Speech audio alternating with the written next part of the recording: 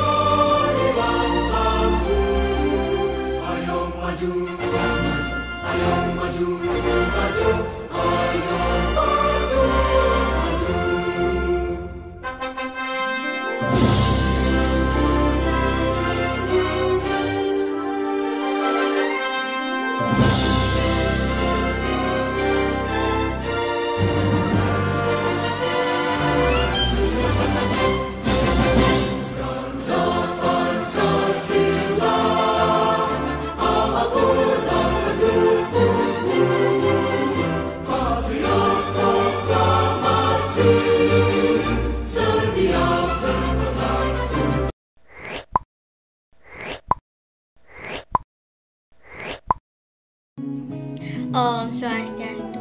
Perkenalkan, nama saya Nika Desanti Subranti, nomor absen 23 dari kelas 8B. Om Swastiastu.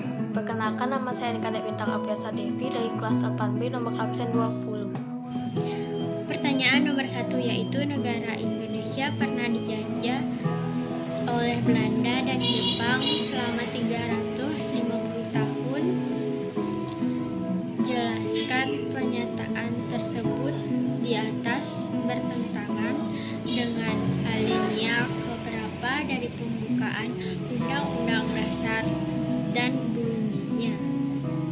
Jawaban: pertanyaan tersebut bertentangan dengan alinea kedua yang berbunyi, dan perjuangan pergerakan Indonesia telah sampailah kepada saat yang berbahagia dengan selamat, sentosa mengantarkan rakyat Indonesia ke depan pintu gerbang kemerdekaan negara Indonesia yang merdeka, bersatu, berdaulat, adil, dan makmur.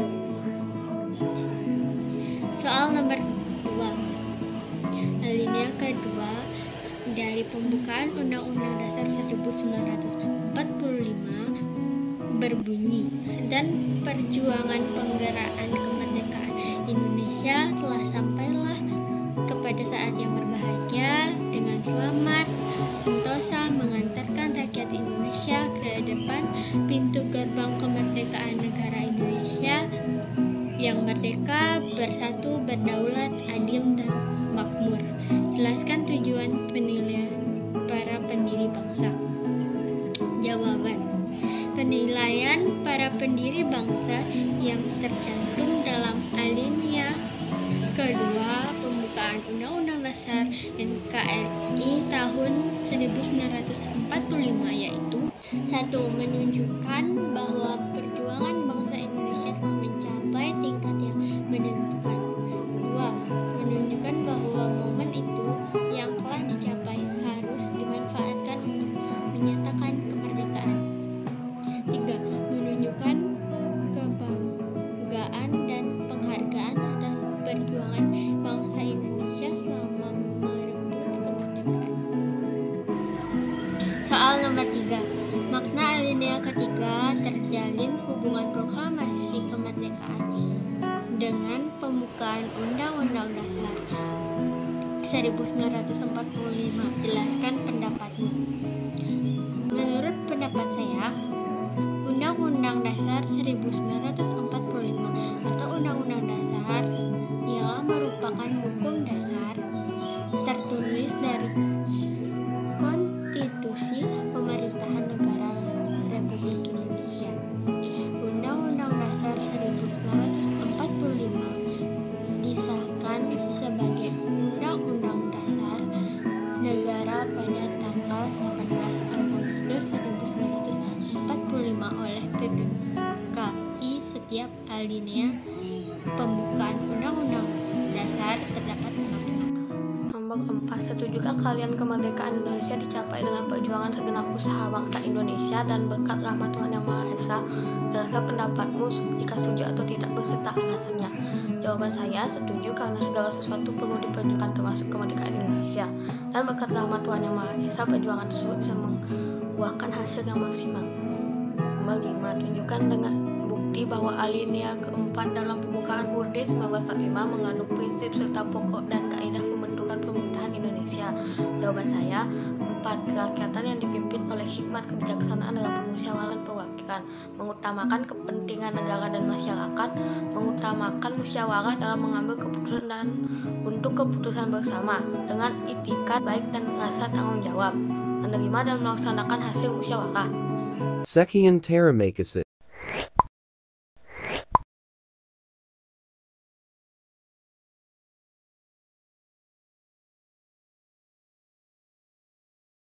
Om Swastiastu.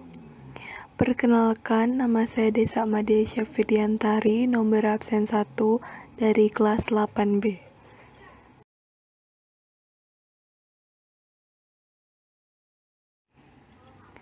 Sekarang saya akan menjawab beberapa pertanyaan dalam bentuk PPT yang dipresentasikan berupa video, berisi gambar, dan suara sebagai berikut.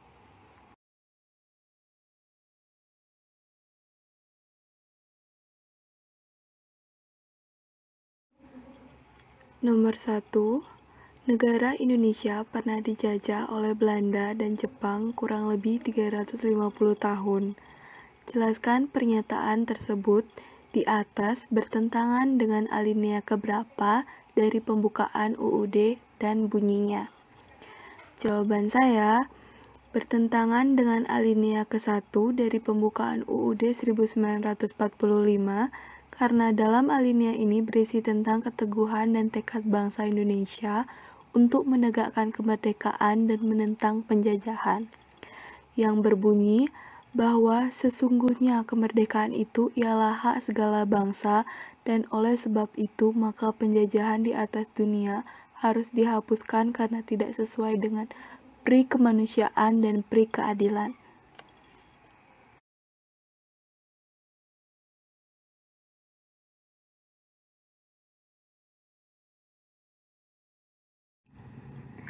Nomor 2. Alinea kedua dari pembukaan UUD 1945 berbunyi, dan perjuangan pergerakan kemerdekaan Indonesia telah sampai kepada saat yang berbahagia dengan selamat sentosa mengantarkan rakyat Indonesia ke depan pintu gerbang kemerdekaan negara Indonesia yang merdeka, bersatu, berdaulat, dan makmur.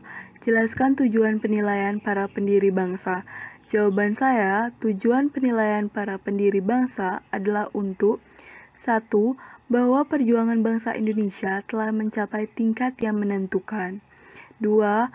Bahwa momentum yang telah dicapai harus dimanfaatkan untuk menyatakan kemerdekaan. 3. Kemerdekaan harus diisi dengan mewujudkan negara Indonesia yang merdeka, bersatu, berdaulat, adil, dan makmur.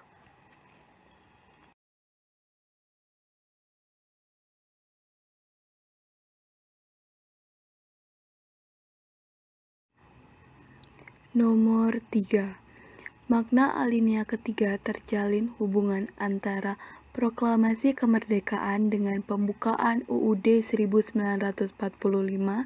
Jelaskan pendapatmu.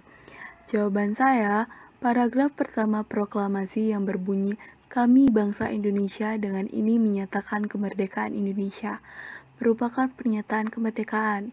Oleh karena itu, paragraf tersebut berkaitan dengan alinea ketiga teks pembukaan UUD 1945 yang juga menyertakan pernyataan kemerdekaan Indonesia.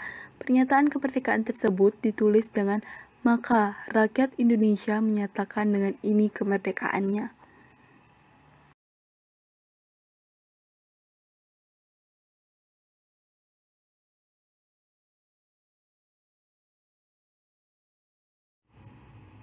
Nomor 4.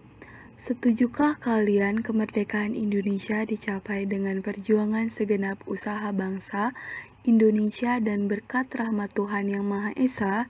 Jelaskan pendapatmu, jika setuju atau tidak beserta alasannya. Jawaban saya, setuju. Karena kemerdekaan Indonesia tercapai memang karena perjuangan bangsa Indonesia yang dibalik perjuangan tersebut memiliki tujuan untuk membebaskan diri dari belenggu penjajah karena kemerdekaan adalah hak seluruh bangsa tanpa terkecuali. Indonesia berhak menjalani kehidupan yang bebas, aman, sejahtera, tanpa tekanan dari pihak manapun, dan tidak terlepas dari berkat rahmat Tuhan Yang Maha Esa yang selalu ada dan memberikan kemudahan bagi seluruh bangsa Indonesia untuk mencapai kemerdekaan Indonesia.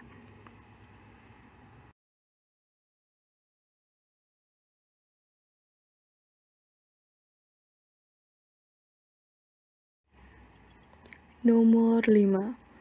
Tunjukkan dengan bukti bahwa alinea keempat dalam pembukaan UUD 1945 mengandung prinsip serta pokok dan kaidah pembentukan pemerintahan Indonesia.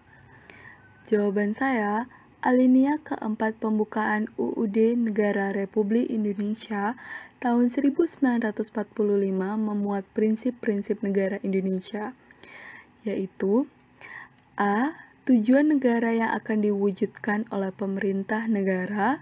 B. Ketentuan diadakannya Undang-Undang Dasar. C. Bentuk negara, yaitu bentuk republik yang berkedaulatan rakyat. Dan D. Dasar negara, yaitu Pancasila.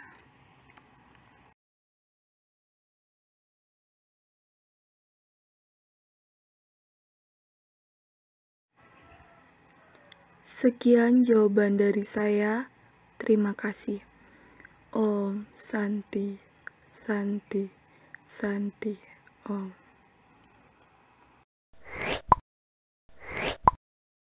Om Swastiastu. Perkenalkan, kami dari kelas 8C ingin mempresentasikan tugas PPKN. Pertama-tama, kami akan memperkenalkan diri terlebih dahulu. Perkenalkan, nama saya Nikoma Ayu Julia Astari, nomor absen 19. Perkenalkan, nama saya Niputu Dina Aulia Pratiwi, nomor absen 25.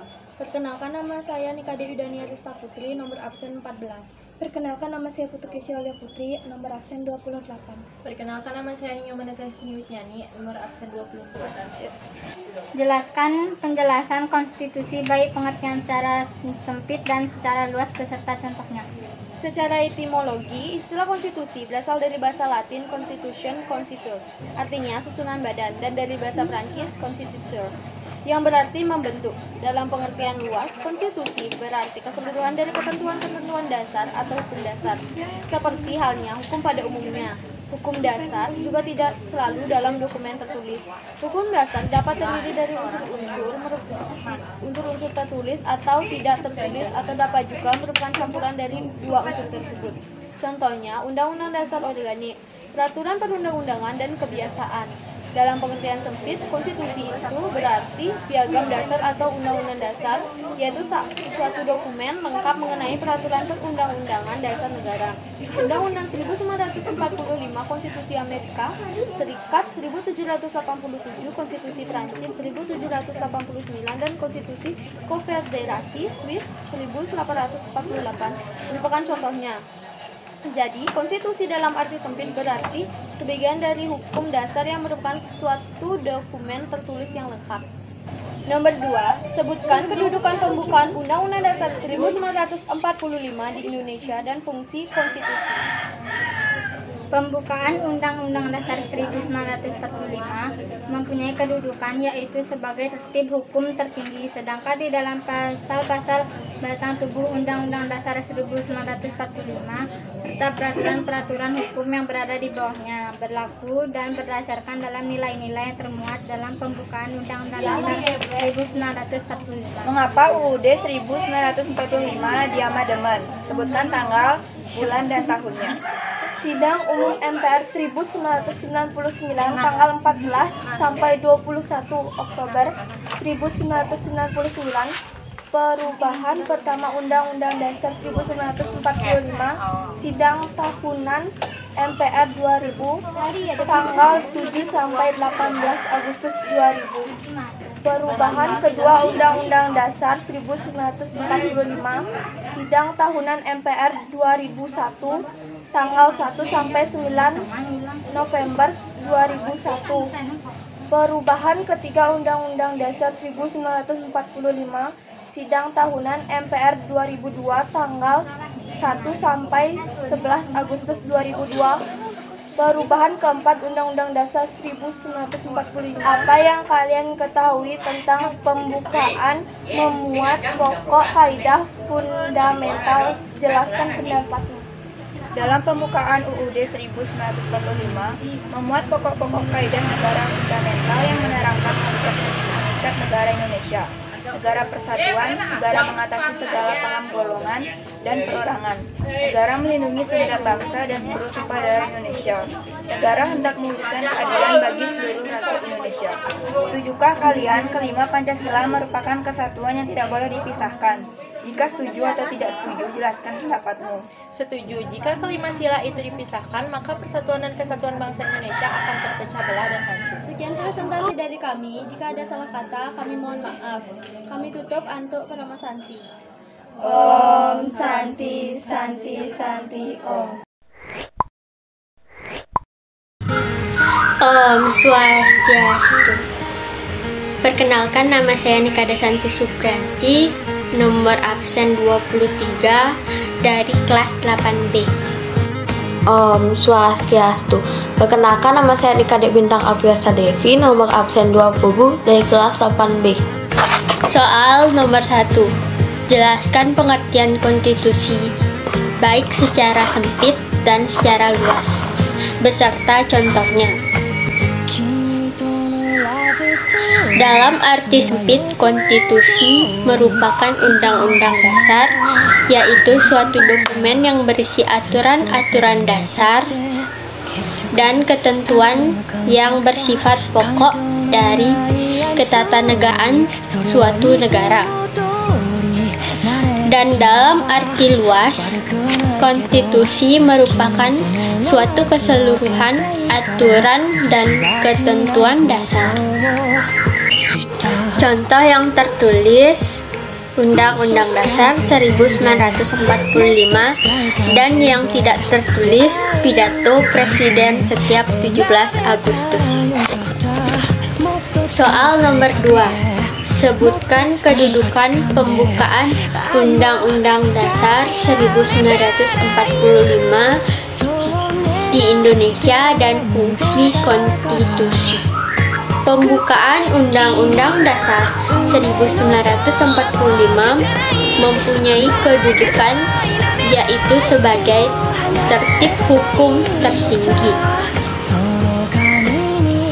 Dan fungsi konstitusi adalah 1. Memberikan batasan bagi penguasa negara dalam menyelenggarakan pemerintahan. 2. Sebagai piagam kelahiran suatu negara. 3. Sebagai alat yang membatasi kekuasaan. Soal nomor 3. Mengapa Undang-Undang Dasar 1945 diamandemen? Sebutkan tanggal, bulan, dan tahunnya. Mengapa Undang-Undang Dasar 1945 diamandemen? Tujuannya untuk menyempurnakan beberapa aturan dasar dalam tatanan masyarakat, kedaulatan rakyat, HAM, dan lain sebagainya.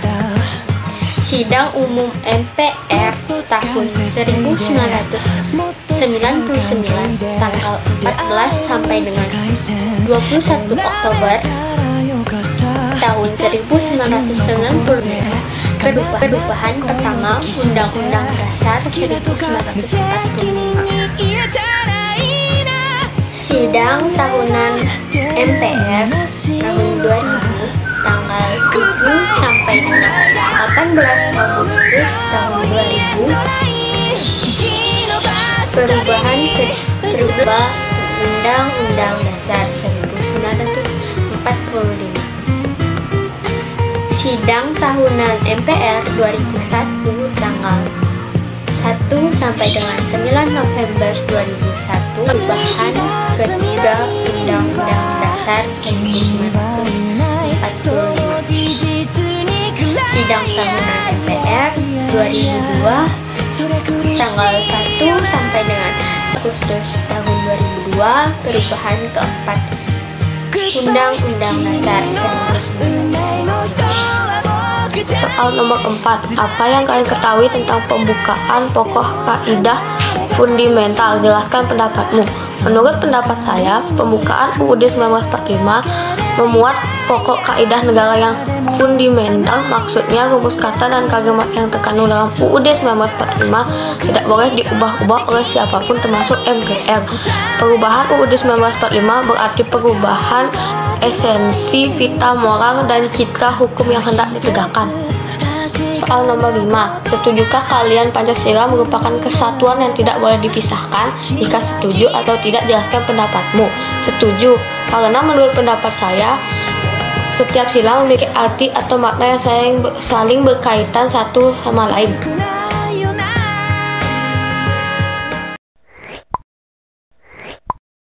Sobat pelajar yang hebat, selain video yang ditayangkan tadi, ada juga karya kreatif lain, yaitu bermain peran. Tugas ini adalah materi kelas 8 bab 3 sub C, yaitu menampilkan sikap sesuai dengan peraturan perundang-undangan.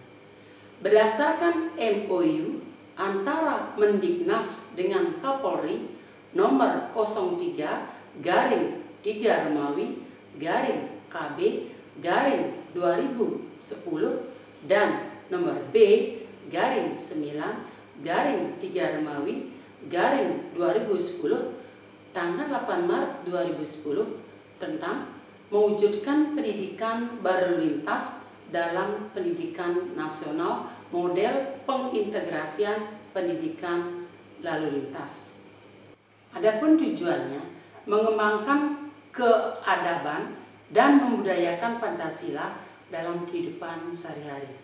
Peserta didik diharapkan mampu menjadi warga negara yang cerdas, intelektual, spiritual, sosial, dan emosional, serta cerdas kinetistiknya dalam karakter berlintas.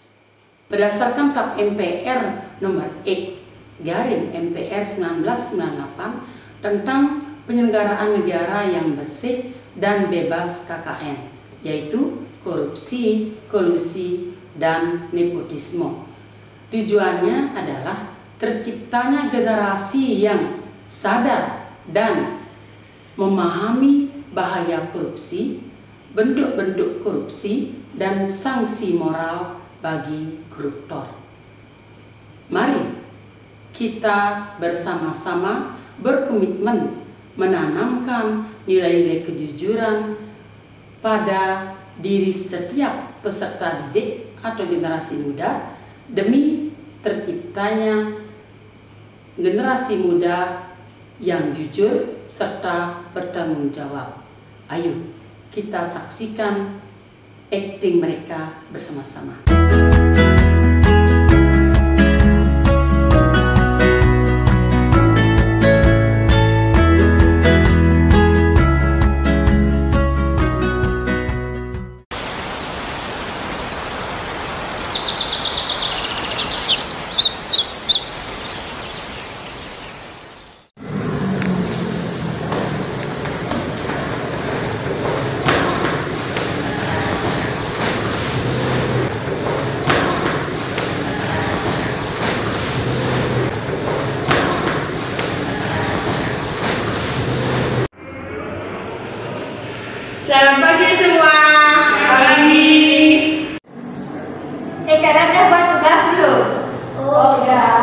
IPS juga sama. Itu loh tugas IPS yang dikasih kemarin. Oh, aku juga udah.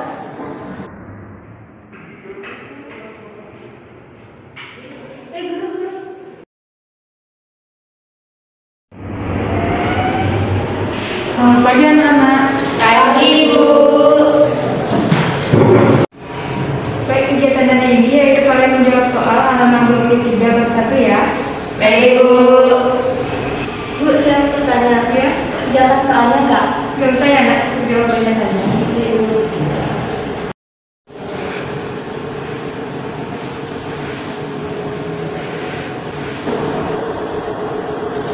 Jadi makanan sudah selesai? Sudah, Bu. Bentar, Bu, saya belum selesai.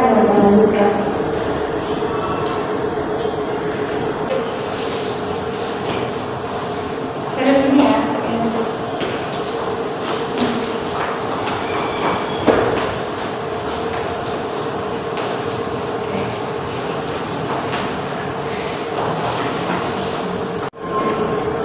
Baik, semuanya sudah mengumpul ya.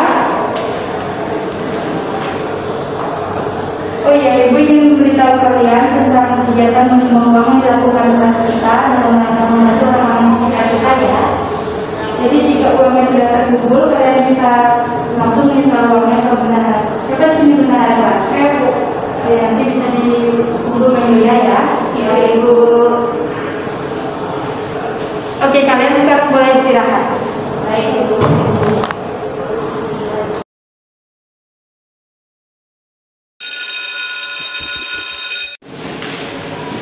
Sebelum kalian keluar, kalian bisa nyetok sumbangan Ibu. Oke.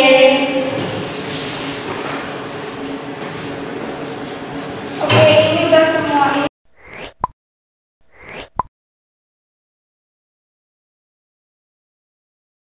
Indra Gobel Remix. Rasa yang sekali pengen, tak mohon jangan berubah. Terima kita apa adanya, gak usah pusing orang lo bilang. Kasih dulu kalau orang dua. Boleh mau aja jual sama-sama.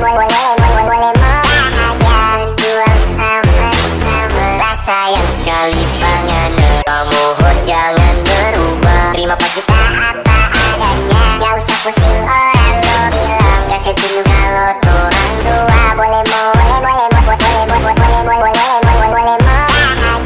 jual sama-sama. Rasa yang sekali pengen.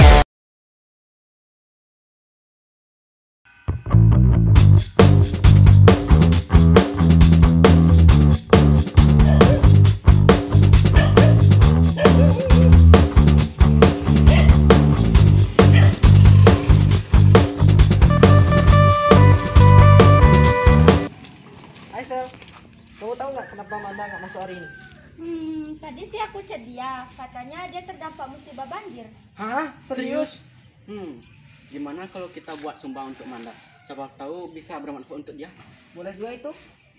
Gimana kalau kita mulai nyumbangnya itu besok aja? Oke lah. Nanti coba aku info ke Detra, siapa tahu dia mau ikut nyumbang juga. Oke. Halo?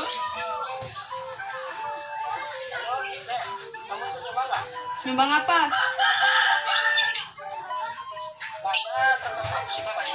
Oh, kapan mulai nyumbangnya? Oh, oke, ayo. Oke.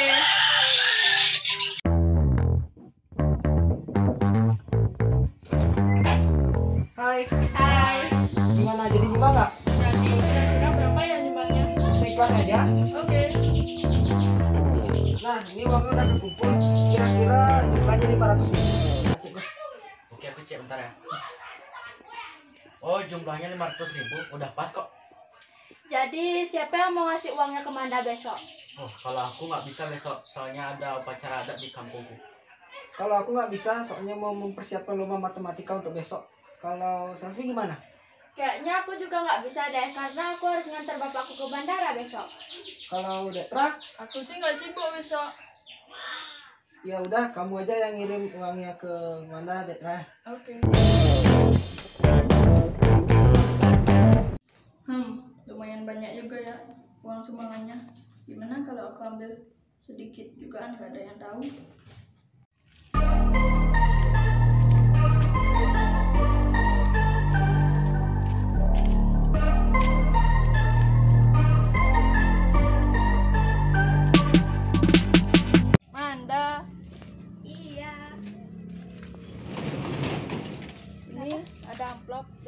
berempat yang nyumbang selfie gede Agus sama aku. Makasih banyak ya, tapi maaf repotin. Enggak apa-apa kok, kita ikhlas. Ini jumlahnya 300.000, aku terima ya. Ya, aku pulang dulu ya. Enggak, mampir dulu. Enggak deh, aku mau pulang aja. Oke, makasih.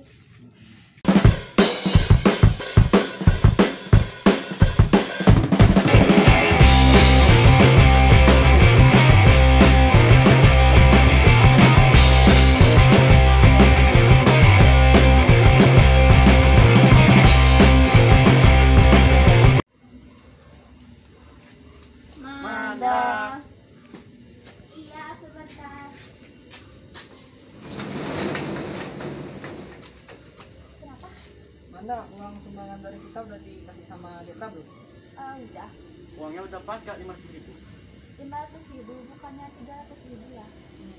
Oke, kita balik dulu ya. Enggak, mampir dulu. Enggak deh, kita ada urusan mendadak, jadi harus cepet-cepet. Oh ya, udah, hati-hati ya. Bye, Ma. Ya. Nih, kok bisa dibilang sama Manda uangnya 300.000 ya? Iya nok, kayaknya ada yang aneh. Gimana kalau kita besok langsung ke rumah Detra? Kan dia yang ngirim uang kemarin. Oke.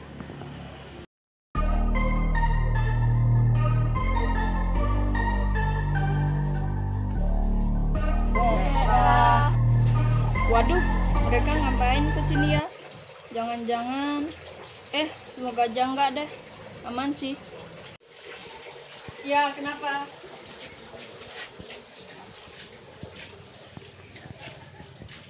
Ya, kamu kan yang ngirim uang sumbangan kita ke Manda. Ya, emang kenapa? Kata Manda kok uangnya 300.000, bukan seharusnya 500.000 ya? Kemana yang 200.000 yang lagi? Gak tahu aku nok, kemarin aku udah kirim semuanya loh. Yakin nih, awas kalau sampai ketahuan korupsi, nanti kita bawa ke jalur hukum. Mendingan ngaku aja, masih bisa kita maafkan. Emang kalian ada bukti? Buktinya, yang pertama, kamu yang ngirim uangnya dan sudah dihitung hasilnya 500.000. Ya, dan juga kenapa Manda bilang nerimanya 300.000? Sebenarnya aku yang ambil uang 200.000 itu untuk berobat ibuku yang lagi sakit. Kok kamu nggak bilang ke kita? Siapa tahu kita bisa bantu kan? Aku malu bilang ke kalian. Lebih baik seharusnya kalau ada masalah itu bilang ke kita, daripada kamu melakukan perbuatan korupsi yang melanggar undang-undang dan ajaran agama. Maaf ya, karena udah mengambil uang yang bukan hakku. Nanti kalau ada uang aku balikin. Kita udah maafin kok, cuma jangan diulangi lagi ya. Untuk uangnya kita ikhlasin aja, nggak usah kembali. Makasih ya, aku janji nggak bakal ngulangin perbuatan itu lagi.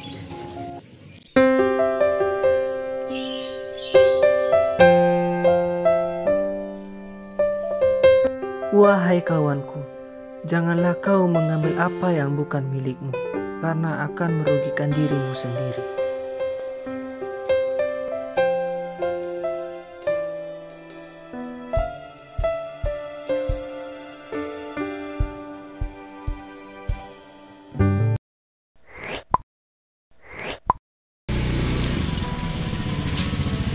Sorry ya, lama. Santai.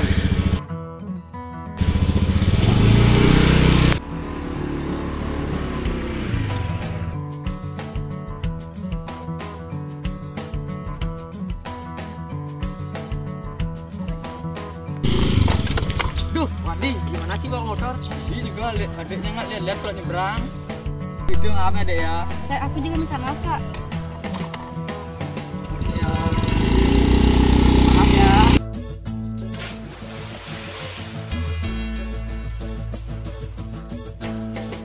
Weh, sorry ya lah, tadi Wadi hampir nyerempet orang. Kok bisa dia? Ya, aku juga tahu kalau dia nyebrang sembarangan. Lain kali hati-hati deh, lah. Tapi yang nyebrang tadi juga salah sih. Emang dia nyebrang kayak gimana? Dia nyebrang sembarangan nanti, ngeliat dengan gigi. Itu hati-hati, nah. Wajib juga bawa surat-surat motornya. Keselamatan bermotor dan jalan kaki juga udah diatur dalam Undang-Undang Nomor 22 Tahun 2009. Jadi hati-hati aja sih. Tuh. Oh. Udah deh, kalau gitu, ayo lanjut bikin tugasnya. Udah ya.